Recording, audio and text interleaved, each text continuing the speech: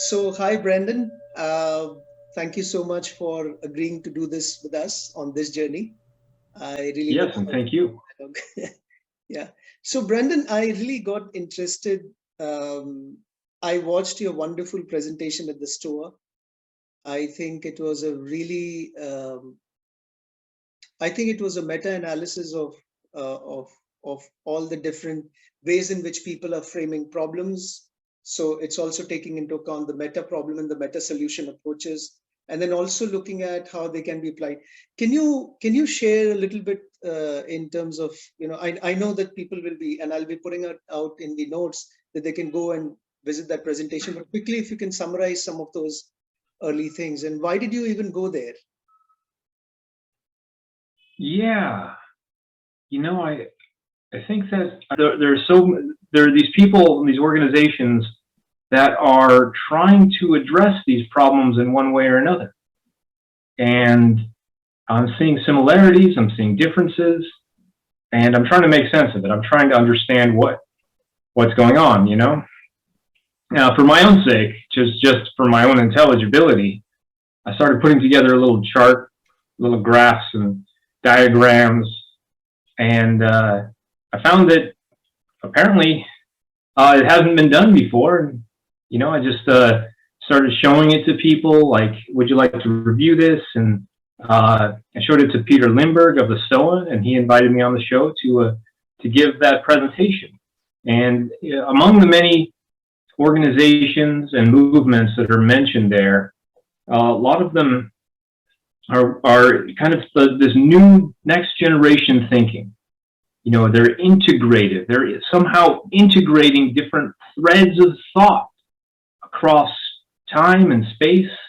The most interesting thing about integral thought or integrative, or what we can also call meta-modern, is how it brings together Western science, modern science, and Eastern thought.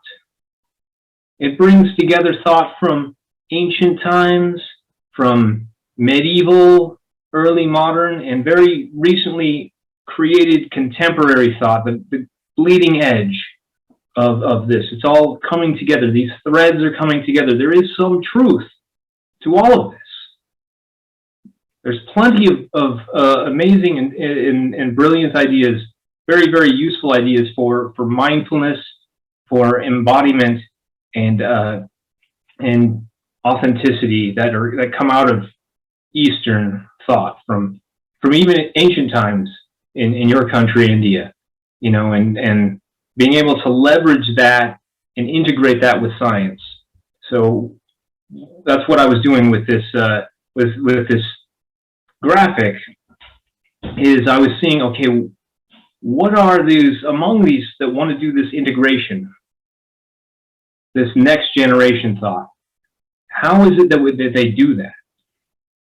And they have different approaches. There's significant agreement, but then there's a significant disagreement among those, and how to address the greatest challenges of our time.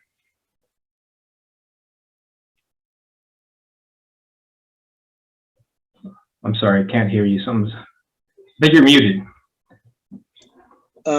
Thanks, Brandon, for this initial background. You mentioned Eastern, you mentioned Western, and one of the things that I have been thinking about for the last 10 years that I've been on this small journey of self-discovery is, so I ask this question to myself almost every fortnight or a month, that if I were to believe that the scriptures, from different religion, if the scriptures are true and they existed for thousands of years, then in some sense, these scriptures are trying to invoke a certain cosmology, a certain way of relationship with others as people, groups, environment, how to deal in situations, how to deal with your desires. And these have been around for thousands of years. And yet we come to find ourselves in the society we come to find ourselves in. And it boggles me. So sometimes it's sometimes we refer to in a certain Hindu philosophy, it's referred to as cycle of time, where you keep going from, the most complex to the most simplified, to the most complex to the most simplified, and it's a cycle. Have you come across something like this, or have you meditated on something like this? Yes, and I think that we have within integral thought, there are attempts to bring together these different notions of time, that maybe it's cyclical in addition to being linear in a different sense, And we do seem to be heading into a certain period of the cycle, I think, that we're currently in, that we've seen before, Yeah, great.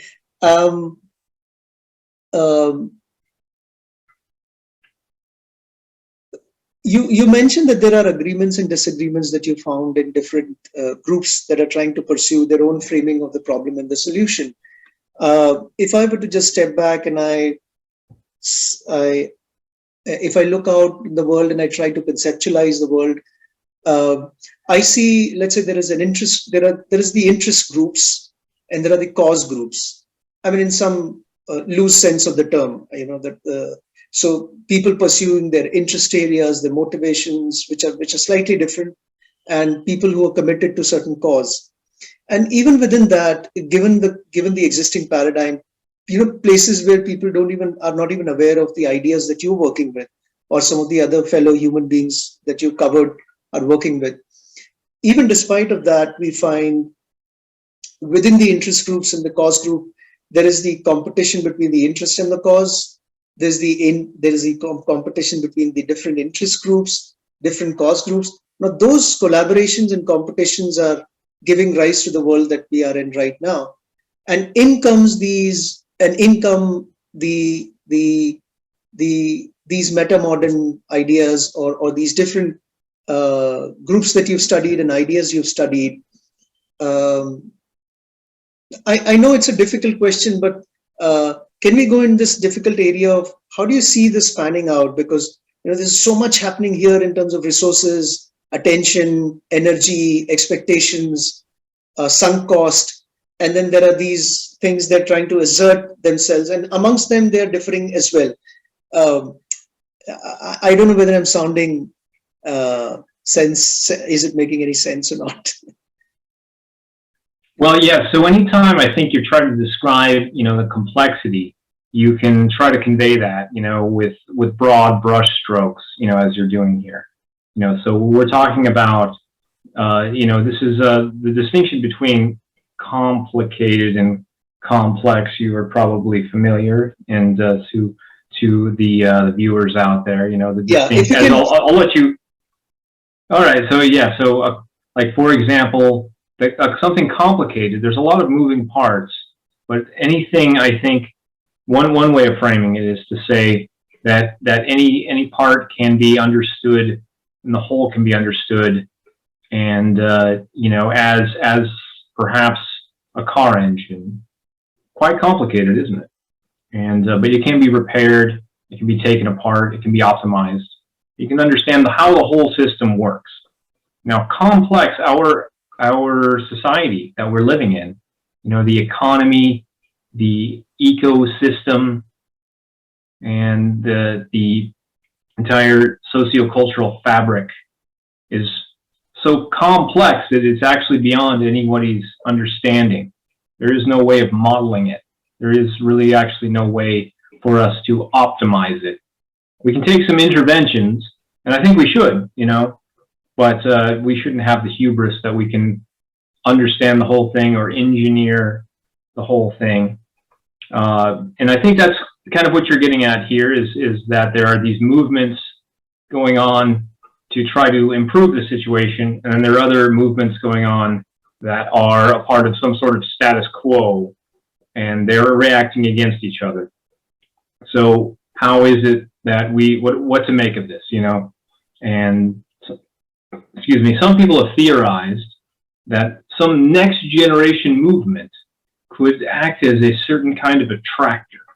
As soon as this new thing comes out, it is so compelling, it has so much socio-cultural evolutionary power so as to essentially replicate itself. It's more efficient at, more effective at perhaps, I don't know, giving us meaning, and it's something that people want to join into. It gives us a better quality of life somehow. And some people have theorized, just for example, go back, I don't know, a couple hundred years when democracy was a fairly new thing. And some people in perhaps an authoritarian part of the world could have said, okay, well, that's great there, but it's not going to happen here. But it was an attractor because it gave people a better quality of life. And then in other places in the world, such as much of Europe, they wanted to join. In India, they wanted to join. They wanted to be a part of this. And of course, it's imperfect wherever it has been implemented, but it's undoubted that these, democratic countries, if we could define democracy somehow so as to say, well, it's accountability to the government and the government of the people, so in some form or other, you would obviously want to live in India or Europe or the US rather than, Russia, just for example, or China for that matter. And that was an attractor, well, maybe it hasn't really spread everywhere in the world quite yet, as Francis Fukuyama had predicted, but nonetheless, it did spread quite far and wide, as many back 200 years ago didn't predict that. So if we come up with a new form of social organization that is even more compelling and has more effectiveness at giving people what they want, while also being stable, while offering a stable economic political system, then that could actually serve as a new attractor. Interesting. In fact, as you were speaking, Brandon, a couple of things came up for me. I remember listening to Joseph Tainter once and his theorizing of complexity of civilization and society. And the point he was trying to make is, perhaps, it could be the case that the low-hanging fruits of this complexity of civilization have been taken now. And it's time for us to now look at different ways of modeling political, economic, social sphere and the self, integrating it in some sense to be able to make sense and draw from the complexity in a different way now. So do you agree with that kind of modeling or thinking around it? Well, I'll admit that I'm not that familiar with Tainter, although I think that he has this theory of there being S-curves, with some things, having perhaps some sort of attractor, like, new inventions, and then they become widespread, and then, sooner or later things start to, you get more diminishing returns, and things start to, tail off then, and decrease in some sort of way until the next sort of innovation comes along. So I think I'd be happy enough with just some sort of attractor to get us out of where we are now. That there's a lot of problems, and I had actually kind of figured that there would this information war would sooner or later turn into an actual kinetic war with actual bombs and blood and death happening. And I think, we're seeing that just in the last few days in Ukraine, and we could see it even further and many more places in the world that it hasn't seen, actual kinetic war in recent decades. Yeah. So I'm not sure if I answered your question though. No, but I think, you did to an extent. The other point that you were mentioning just before that was, some kind of attractor that helps us get out of the current. So rather than thinking far ahead out, the idea is to do the next right thing. As I think, as Dave Snowden sometimes says that, you just need to do the next right thing and the next right thing and the next right thing. I'm reminded that in some of the thinking that has happened in ancient India, and again, I'm not an authority in there. I'm just coming in as a student here. There is this modeling of karma yoga, jnana yoga, and bhakti yoga, So karma, the idea of action, the action and fruits. Gyan yoga is the sense-making, meaning-making yoga or the alignment. And bhakti yoga, the way I frame bhakti yoga is, or what satisfies me is, there is a lot in the world that you cannot explain, that's beyond your grasp of imagination, vocabulary. But you can have this experiential first-person account of it, realizations about it, and you sort of, everything that you cannot explain, you just try to put this in the black box, and you believe somehow that there is something in that black box that is going to take care of the order amidst the chaos in the universe. And sometimes, the bhakti yoga becomes the attractor for a lot of people. I've seen a lot of people going through crisis in their times, at least in India. And instead of rationalizing it or getting into the approach of, we have to solve something, something needs to be done, they actually resort to bhakti yoga. That becomes the attractor for them.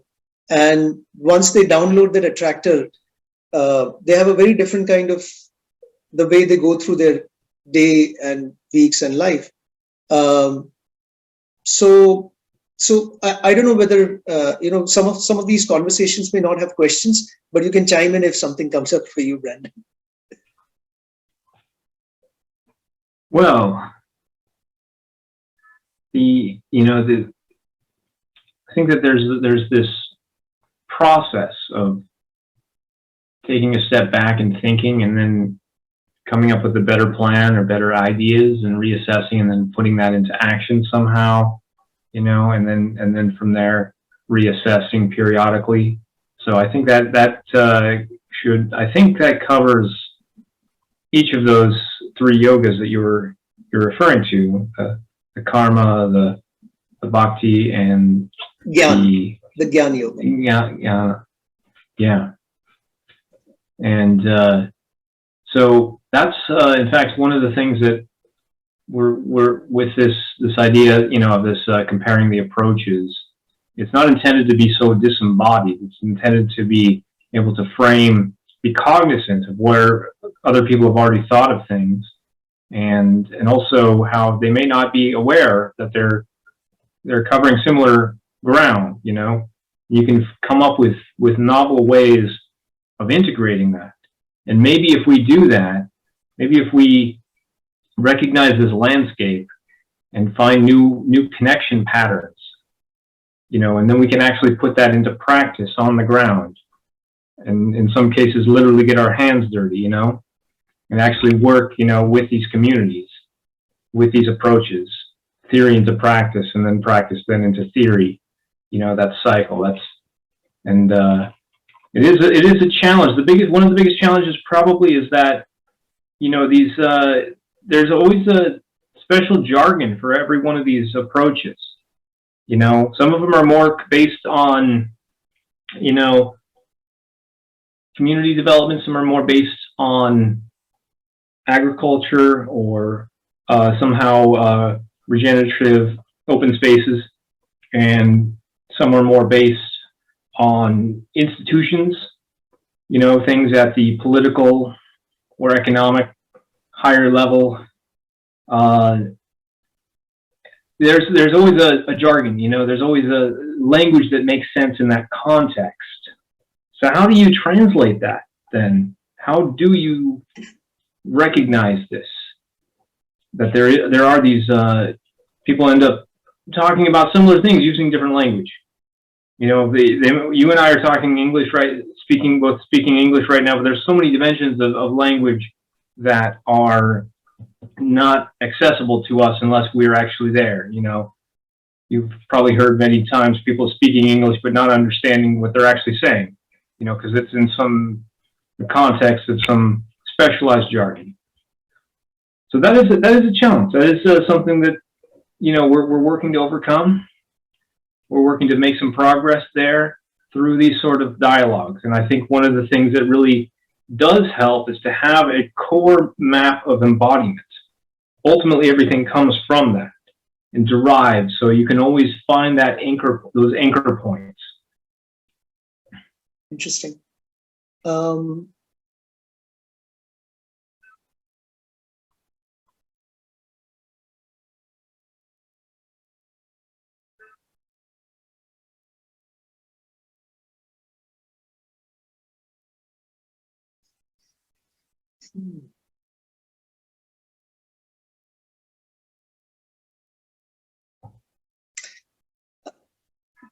So I've been also trying to pen down some of my, whatever limited understanding that I have. I've been trying to pen them down for the last 1 year in form of a small book.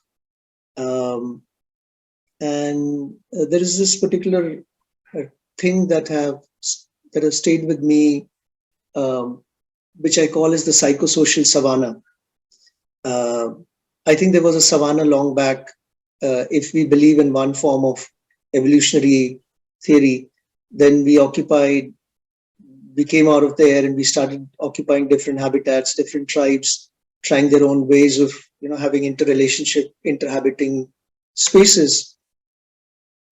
And today we find the political economic social structure as the new savanna, as the new wild.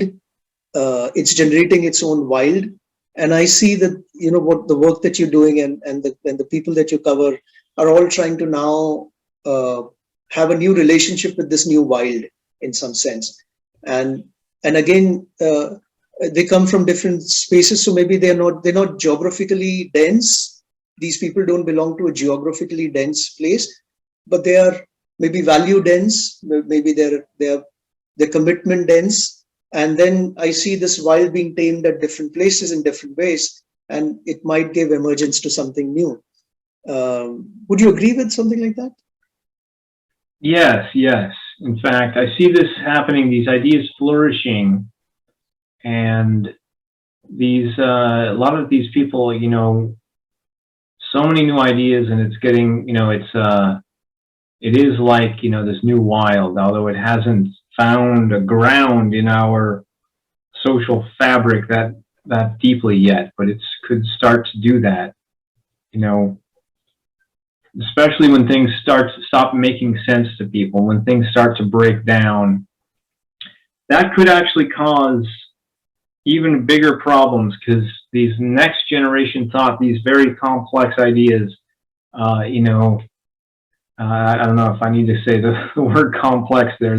So a lot of it is unintelligible. It's just difficult. Like it's you need to have a certain clarity of mind and practice to be able to understand, to be able to grasp what these people are coming up with in the realm of the meta-modernism, and so but some of the larger problems, including war and other issues with disease, it isn't conducive to clarity of mind and education and self-cultivation levels that can allow for that, and allow for people as individuals or within social groupings to be able to grasp that and put it into practice.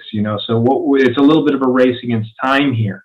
We need the zebras to run, and multiply, and then somehow bring that together with these people who are they're going to have to be in a position where they're recognizing that the existing socio-cultural, political, institutional framework that they're used to is not working for them, not working for their family, their community, their nation, their world. Is not working. So they're going to be open to something new. And if we don't get that to them on time, then there could be despair. There could be a greater breakdown of the social fabric, and then we've lost our chance, because there isn't enough of an educational level. There isn't enough of social political stability. We need a certain degree of instability in order for this to come in there, and then stabilize. I guess maybe somehow it could. That's the idea. But if it isn't developed enough to get to that point where it has that efficacy, then the social fabric can decay, and there wouldn't be anybody left, really, or enough people left to who could be receptive, who could then be, the new leaders, new community leaders.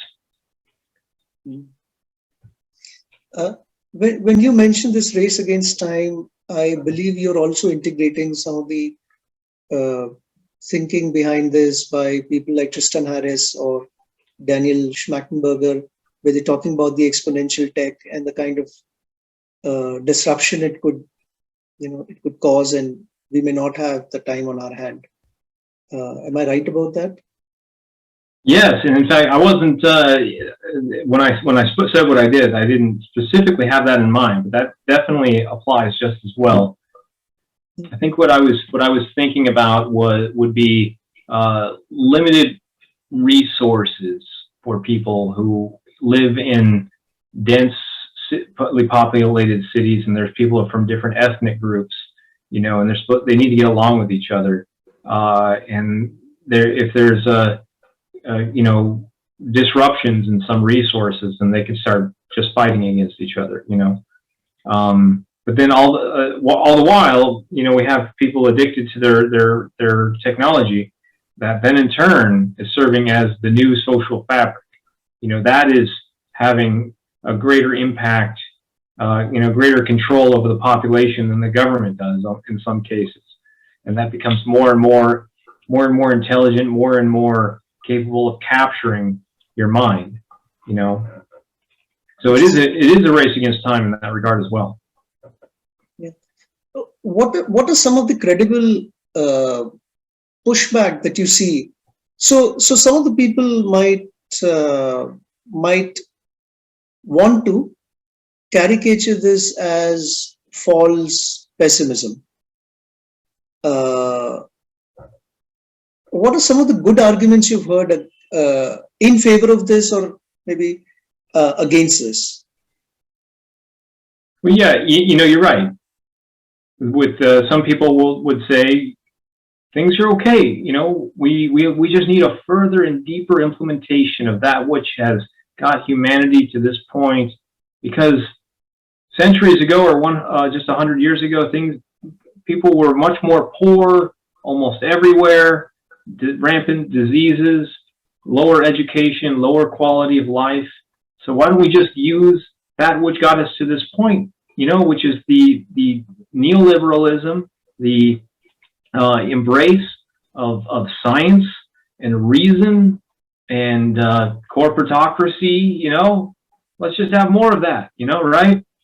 And that would be the Steven Pinkers of the world. And his books have been, which I do greatly admire his books. It's just that's half the story, The other half of the story is the critique, and there are very, very reasonable critiques that have been made saying that that's not quite true, or that it's rubbish in some cases. It's we are destroying our planet with this. We do have a limit on that, and I don't think that Steven Pinker gives a good example.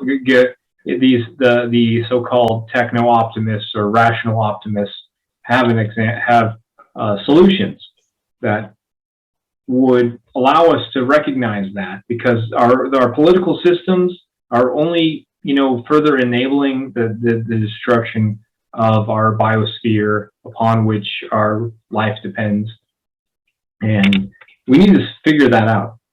We need to change our political system. We need to recognize this, and in fact, I think that we're seeing now with again with Ukraine, there's going to be, I think, more wars, because we're not addressing the root cause of how we don't know how to make sense of information. We don't have that capability, so we need innovations in that regard, and some of that comes from taking seriously the critique, rather than just to say, oh, we're going to use rationality and have this progress forward. We need to recognize the critique, which includes the critical theory, and that doesn't have to be forefronting that.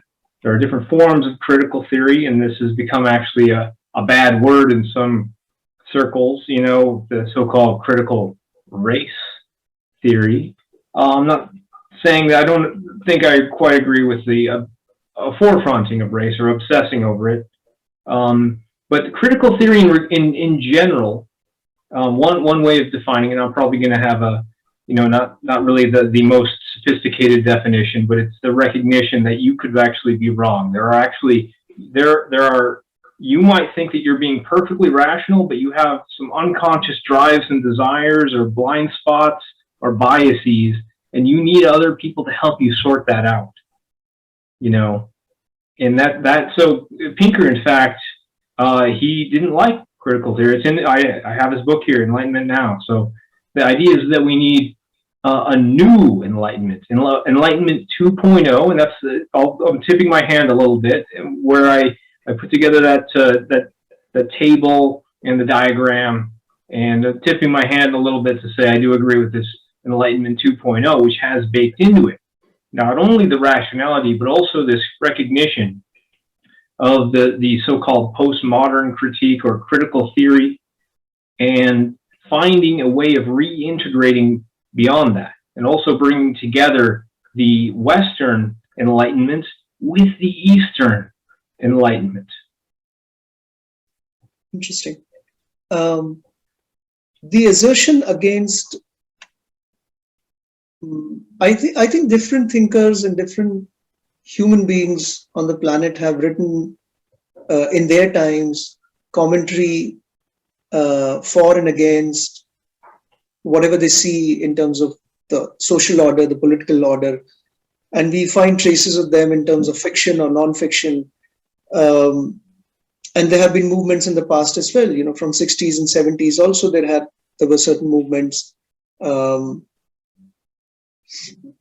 you seeing some, while you compared the movements of our times, have you been able to deliberate on how these movements are different from the movements that preceded them in the last 4 or 5 decades? Have you been able to meditate? There's a little bit on that.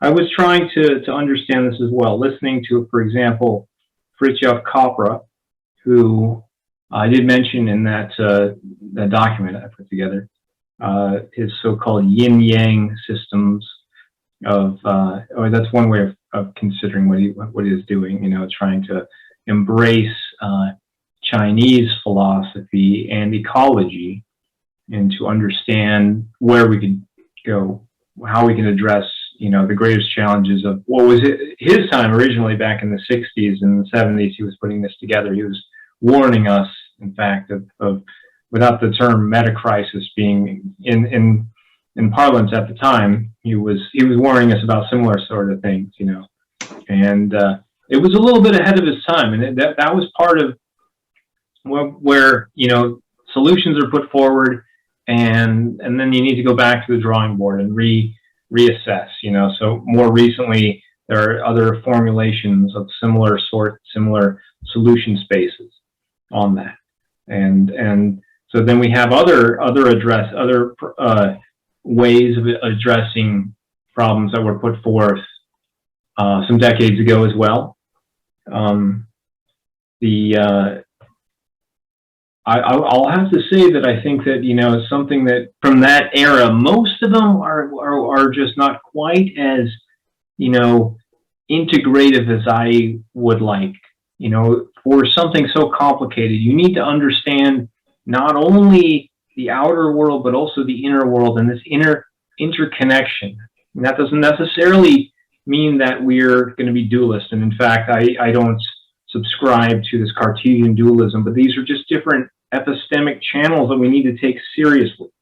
And I don't think that they were, philosophy wasn't quite as advanced then, back in the 60s, so the solution space probably didn't include that.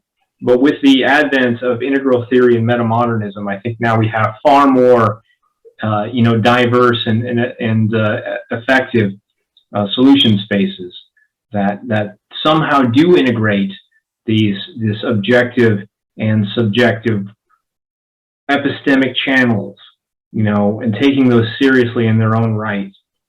And again, you can from there you can come to a greater non-dual understanding.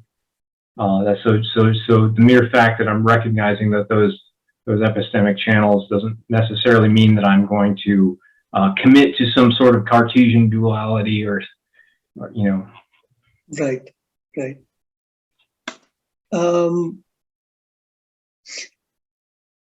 Do you also see, and again, I'm trying to go back to the previous question, that do you see that the sense of urgency is different now, or ought to be? And do you think that we are better equipped with the tools, or rather the tools themselves are becoming the bane in some sense? Have you been able to meditate, or are you reflecting on these things? Yes.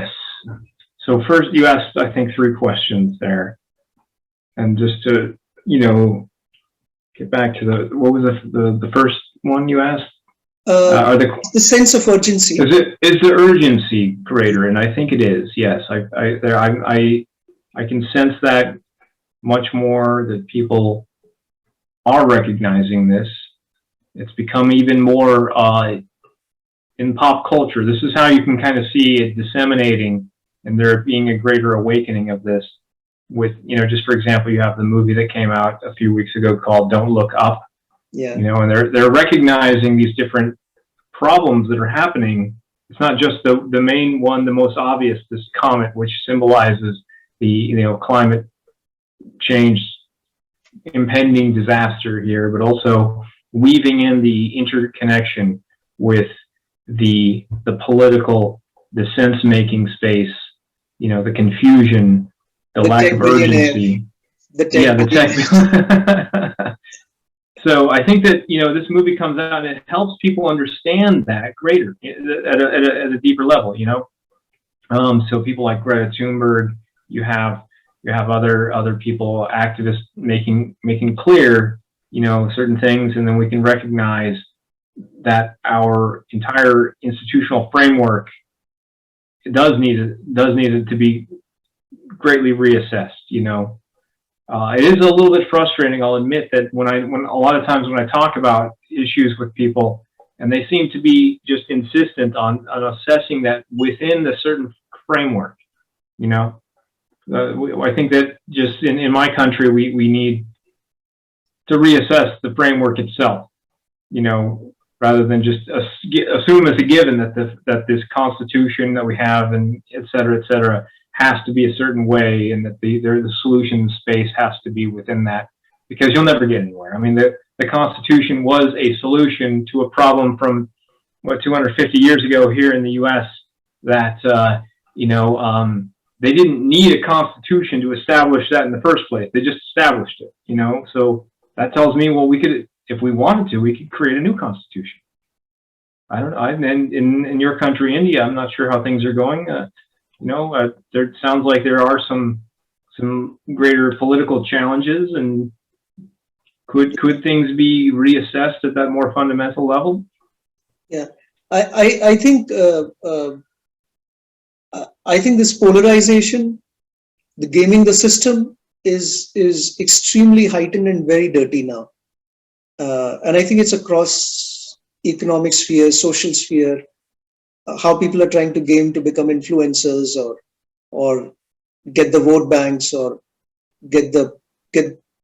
have any kind of culture in the startup community, and just trying to grow and get the next round of funding, and the next round of funding, and the next round of funding. So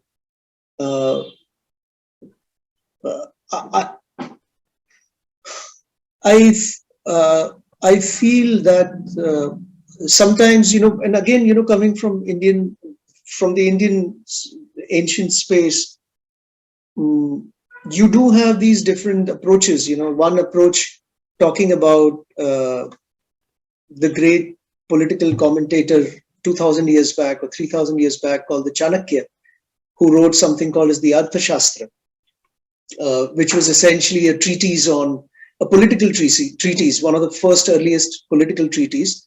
And sometimes he's compared to Machiavelli, but not exactly, but in some sense. So there is this whole range of thinking where it's more a warrior kind of approach in the world. that you would have evil forces and you'll have to root them out. And then there is the monk approach to the world, compassion, love, joy. And then there are people who talk about the monk warrior approach. So you have these different thinking, the warrior, the monk warrior. And there have been experiments in humanity in the last thousands of years. Maybe we can learn from some of them in some sense. But yeah, all of them currently, the political landscape, like democracy, at least in the way the popular notion is, or free market, or this society which is highly individualized, these three have been imported in India. I mean, if I were to quote Neil Ferguson here, when he wrote about the 6 killer apps that countries can download and they can grow, I don't know whether these three exactly fit in there, but India has imported all three of them, and we're doing our own experiment. But I personally feel, from my limited view, that it's not headed in the right direction. We're in for a cliff soon. So, yeah. Yeah, the killer apps and the everyone downloaded. That's another way of framing that notion of the attractor. So this is in fact something that some people are trying to create, the next attractor, the next killer app for political economic organization that then in turn would provide people with a greater level of well-being and freedom somehow. Brandon, share some of your work. What occupies you? What are you planning to do this year? How can people join in and support what you're doing? Well, gosh, yeah. For one thing, I with this Enlightened Worldview Project, and I can say that it was a little bit of an evolution of the idea. I think that my friends and I, we founded this because we wanted to do something and we weren't quite sure what it was going to be. And we had to do some searching on what is already out there. And I think that one thing the genesis of the idea originally, and this is something we still want to do, is that we were recognizing that some people out there were coming up with ideas to help people with sense making and to help people with inner development. And the jargon was too difficult for people to understand, and that if we did this at a community level, we could convey it in terms, in language that is understandable, digestible, and inspiring to people so that they can leverage it to improve their life, their family, their community, their world. So that's one of the things we're doing. And one of the initial inspirations was the work of people like Daniel Schmachtenberger, who, if we could find a way to translate some of this to, just everyday language and have courses around sense making. Now, some people are already doing that. So when we started, it was about 3 years ago. And, like I said, we want to do what isn't being done somehow. We don't want to step on other people's toes. But one thing I really don't think is actually happening yet is the focus on the community. Now, I've done a lot of work with Lene Rachel Andersen of the so-called Bildung movement. So Bildung is a word where she is in her organization, and the people who help her are trying to promote this word, this term, Bildung, which I guess approximately means self-cultivation and community development and lifelong learning, all working in conjunction. So I think what my organization might be able to bring to the table is a training program and consulting to establish wisdom guides at the community level based on these theories, based on the framework of Bildung, where these people would be trained to help their community with sense making, with, because there's people, they have a tendency to have strong opinions about what's going on in the news and this information space. So if we could bring people together and have these processes for civil discussions, and getting into how do we make sense, like what are the contextual factors that we need to look at? There are some processes that I think can actually be beneficial in this area. There's also inner development practices. There's a range of these inner development practices. Now, if these wisdom guides could maybe be kind of like a general practitioner physician, but not at a kind of like that. But what I'm thinking about is they obviously wouldn't be physicians. They would be a little bit more like a psychologist, but for a larger group, for a community. So a sociological type of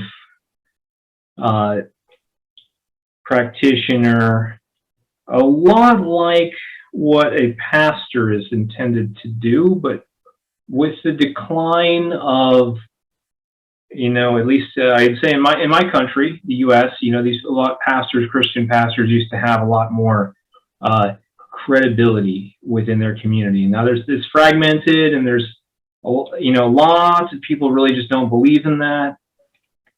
And if we could do this in a way that transcends or cuts across different religious backgrounds, so these are kind of secular wisdom guides who then in turn would be able to help with inner development and also with the sociological therapy of their people in their community. Try to bring them in, try to give them things that are entertaining to people, like, book clubs or film clubs or other things like that. And in the context of that, you can work in inner development and sense-making processes, So if we could set up a training program for these people and also consult with them to help them establish and get, some momentum for these sort of in-person gatherings, and also the interconnection that has to online virtual communities. Now, in that space, you can get a lot more specialized with inner development practices.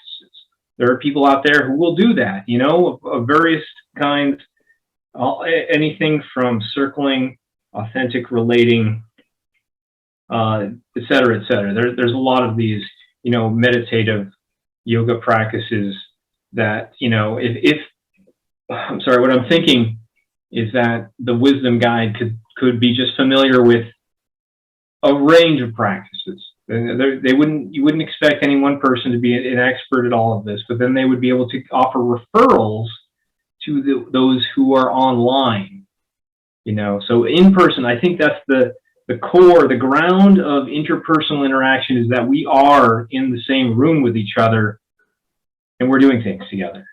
And then they would then be able to bring in probably through like a video call, experts in one form or another, who you wouldn't expect experts to be in every city. These are new practices, things like circling that they do exist on the ground in some cities in the world. And I think that, this would be a similar sort of thing in India. You have, various sorts of gurus and pundits who are experts at this or that, and they could offer, I don't know, many of them probably are offering courses or practice online in some form or another. And then you would have a wisdom guide somehow, or some sort of whatever would make sense in the context of India, someone who is going to be a community leader and offering that bridge in some cases to the experts, or doing what they can do with their knowledge, their understanding with the people on the ground. So I think that also the main target that I have in mind are people who are already, adults. Although this is something that you would need also for children, for adolescents. It's just that for the Enlightened Worldview Project, I'm thinking, okay, we're talking about young citizens, who they are open to these new ideas. They can implement that. They can recognize that their political and economic systems need to change. You know, that's the primary audience, and they would also, I think, a lot of them would be receptive to this idea, and I think we would definitely need other people to somehow work this in to the educational system for younger people. I just don't. That's not what my particular organization is going to do. I'm just hoping that happens as well. And I don't want to say that we're neglecting people who are, you know, even older in the age range. It's just that primarily I want to try to see if we could reach out to young citizens who I think, you know, in the coming decades they're going to be the ones to really implement this. They're going to be inheriting the world, you know. So that's going to be people who are 20s, 30s, 40s. They're going to be, or late teens. They're going to be our target audience for this. We are about to start a pilot program, or I'm hoping to anyways, along these lines. It hasn't quite been proven, but here I actually have a few years experience doing some of this myself, but I want to see if we can do more of these pilot programs in other cities to have these, as I was just describing, you know, these in-person gatherings that then in turn would offer this bridge to, you know, other sorts of sense-making and inner development.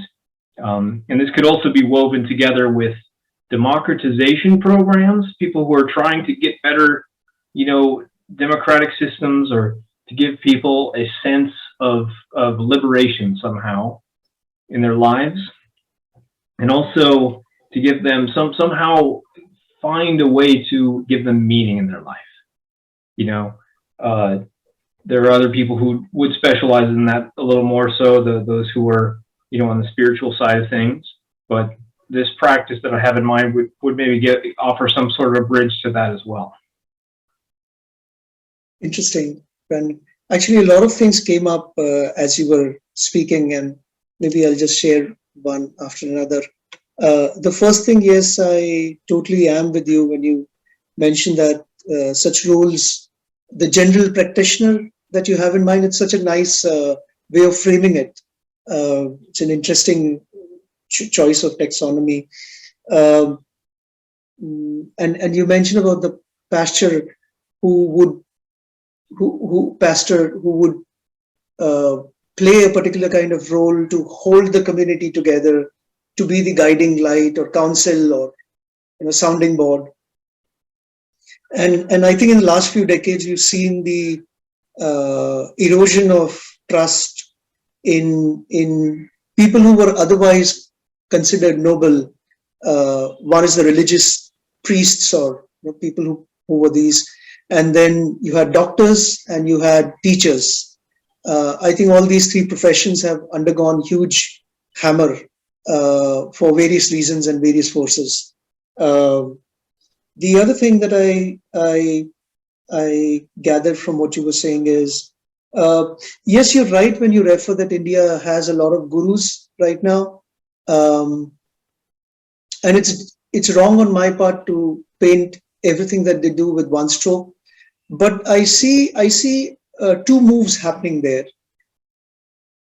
I see the continuous creation of cult, where you make people dependent on wanting to come back to you for advice or listening to you again and again. Per se, there is nothing wrong in it, but I believe that a better move or a meta move could be, how can we impart this so that people can think on their own and, you know, become less and less dependent on the other. So I see a lot of cult happening in India right now, and across the world also, if I'm not mistaken. When you mentioned about general practitioner, I remember the very first dialogue that I did of the 40 dialogues that I've done in the last 5 years was with Chedmeng Tan of Google. He was the jolly good fellow at Google. His title designation was. And I remember when he wrote his book Joy on Demand, and we were having this dialogue.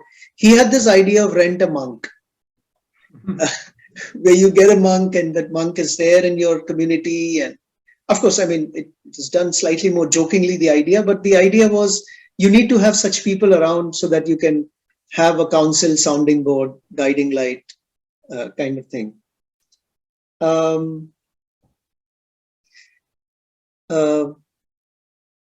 There were a couple of things that came up when you mentioned about the community part, and I'm reminded of another wonderful mind and sage from India who walked this planet almost 100 years back or a little more, Swami Vivekananda.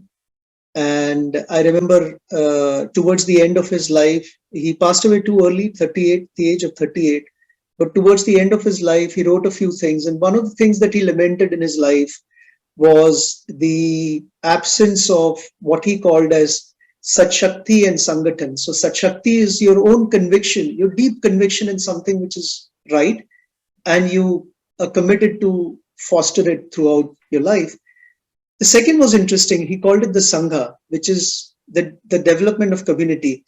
And he found that it's the most difficult thing to do on the planet. You might be able to do your inner work, which is again very difficult, but getting the community together is a difficult prospect. So that thing came up for me when you were talking about. Just one last bit, Brandon, do you want to chime in now? Okay. I remember sometime back I came across the work of Frederick Laloux, who's written a book called The Reinventing Organization, where aspects of holacracy, sociocracy, and different kinds of way in which you get people organized, who gets to speak and how do you trade feedbacks, is architectured or designed in a certain manner, which presumably would bring in a better participation, even for introverts. You know, the work of Suzanne Cain called The Quiet Revolution. I just have one thing that I have been thinking about around that, and it comes from the work of Jonathan Haidt, where when he writes about the coddling of the American mind, he's actually referring to a certain way in which over a couple of decades, children were brought up in a controlled environment, and that robbed them from the kind of skills that are required when you go out in the world and have very different kind of interactions.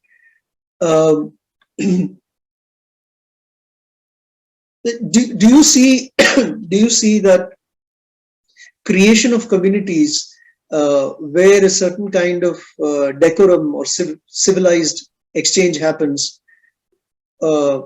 It's naive on my part to say that that would be 24 hours and 365 days for them. I'm sure they would go back to some other communities or interactions as well. Maybe this becomes a solace. Maybe this becomes a muscle that they can flex and go back. So this becomes a gym, and they go back and are able to manage the other interactions. Have you been thinking on those things as well? Sorry, there was a long list of stuff that I mentioned, but I can come back if you want to point out to any of them. Well, yes, for your last question there, I think it's a little bit of trial and error, and this is why I'm saying that we're going to do this pilot program. This is something that I've had some experience with, although it's not quite as broad based as what I'm talking about here with this. I have 1,000 people who have signed up for my group that I've been doing for 10 years now.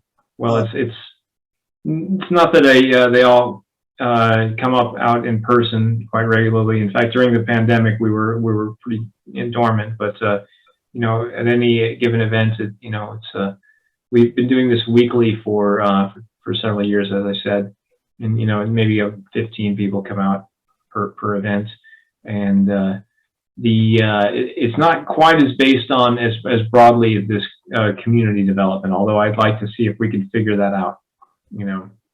And with the pilot programs, I think some of these ideas are going to get worked out. And I guess I don't know for sure if this is going to work, but it's going to be worth a try. And I think if we have a coherent vision, in addition to working with people who have this vision, together, that we can figure out, and we can get something working.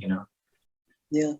And in support of your argument, I think I also see there is no other option, because if we don't move in this direction of reimagining communities and flexing ourselves and experimenting around it, there's no way out, because that's what is failing us also, our interpersonal, intergroup spaces. So yeah, I totally am with you, Brandon. Look, Brandon, I think there is much more that we can talk. I mean, I think given your experience, insight, and your commitment, we could go on for another couple of hours, but maybe I'll seek some other time from you, and we'll figure out a way to reconnect and have a dialogue further. Excellent. And one last thing I want to say: if anybody out there would like to work with me on, implementing something close to this vision that I'm talking about, maybe you have your own ideas for how to implement it, we can work together. That's the idea, is that I want to try to see it. My friends and I here with this organization, we want to see if we can be consultants to establish these in-person community meetings with,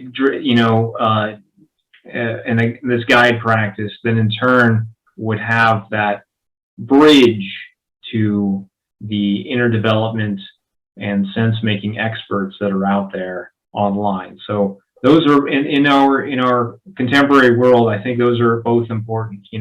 We have the ability to connect with people anywhere in the world, the greatest experts that are out there, but we shouldn't lose sight of in-person community. And I think that a lot of these people, including the young people, they're lost in their devices. So if we are able to look at each other face to face, hand to hand, that should be the ground of our we space, and then everything else should be somehow connected to that. Wonderful, Brandon. Thank you so much for being on this journey, and we look forward to our next set of dialogues as well. Yes, thank you, Hemant, and thank you so much for inviting me, and wish you a good day then. Yeah, thank you.